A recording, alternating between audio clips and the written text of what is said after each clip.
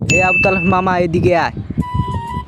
কিরে মামা কিল্লাই ডাকস, কি কিছু সমস্যা আছে? আয় আমরা একটা গেম খেলি। গেম ল খেলি একটা। বুক ডাউন। বাজি খেলবি না এমনি আজ 20 টাকা করে। আগে প্রথম বুক ডাউন কে দিব? মামা রেডি তো বুক ডাউন ডাউন। ঠিক আছে তুই প্রথম দে আগে।